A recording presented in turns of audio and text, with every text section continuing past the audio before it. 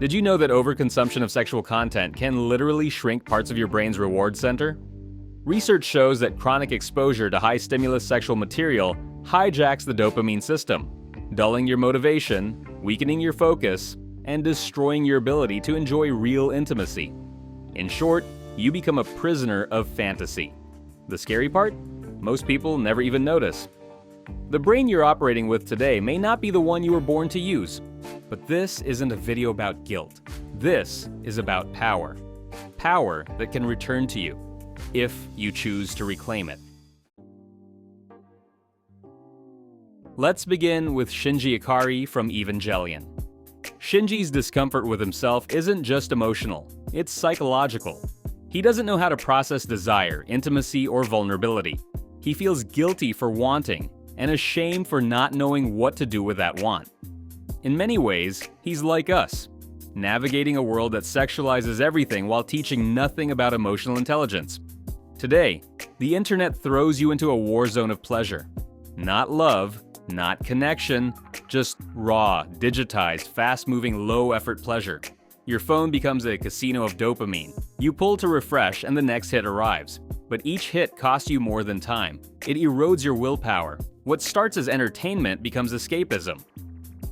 And what begins as harmless curiosity ends in addiction, not just to content, but to patterns of thinking, reacting, and fantasizing. This is how over-sexualization rewires your mind. It tells you what to crave and when to crave it.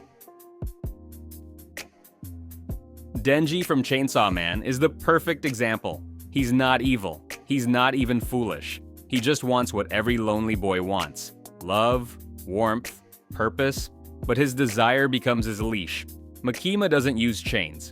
She uses attention, touch, and dreams of intimacy.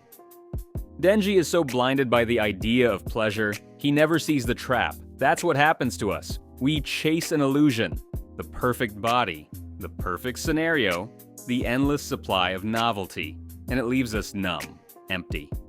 Your brain, when constantly exposed to sexual content, starts needing stronger and weirder triggers to feel the same amount of dopamine.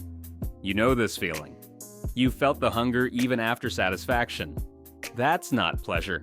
That's dependency. Light Yagami from Death Note. Believed he was in control. He held the power to end lives, bend reality, write his name into history. But in truth, Light was a puppet to his own ego. Obsessed with dominance, trapped in the cycle of control.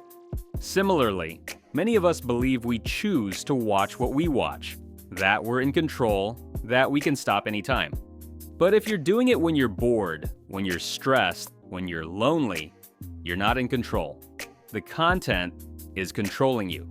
To desexualize your brain, you have to first break the illusion. Notice how often your habits are compulsions, not choices. It takes brutal honesty, but it's the beginning of freedom. Mob from Mob Psycho is one of the most emotionally mature characters in anime. He doesn't let his powers define him. He doesn't let urges, emotions, or praise dictate who he is. He lives in the moment, not chasing attention, not clinging to fantasy. And through that, he becomes one of the strongest psychics alive. Your power isn't in how much you suppress. It's in how much you understand. Desexualizing your brain isn't about becoming a monk. It's about balance. It's about not being controlled by urges, but guided by values. Start small. Replace late-night scrolling with journaling or stillness. Remove visual triggers from your environment. Delay gratification. If you feel the urge, wait 10 minutes. Breathe. Reassess. Practice meditation or cold showers to gain control over compulsive behaviors. It's hard at first, but your brain is plastic. It adapts. Every time you resist the urge, your brain strengthens new neural pathways. Let's talk about purpose, and for that, we bring in Thorfinn from Vinland Saga. Thorfinn begins as a broken boy filled with hatred. He kills, survives, but feels nothing. And then he meets pain, real pain. And through that pain, he finds clarity. Pleasure becomes less important when you have a mission. a reason to wake up, a reason to build. When Thorfinn shifts from revenge to redemption, he becomes whole. Lust has no room to thrive in a man of purpose. When you truly lock into your goals, be it fitness, learning, building something, your cravings shift. Your urges recalibrate. Ask yourself, what is my mission? If you can't answer it, then of course your brain seeks distraction. Guts from Berserk is the embodiment of transmutation. A man violated, betrayed, left with nothing but rage and a giant sword. He has every reason to drown in lust, hatred, and hopelessness. But he doesn't. He fights. Not just demons, but inner chaos. Guts turns pain into power. That's the secret most won't tell you. Your sexual energy is raw creative energy.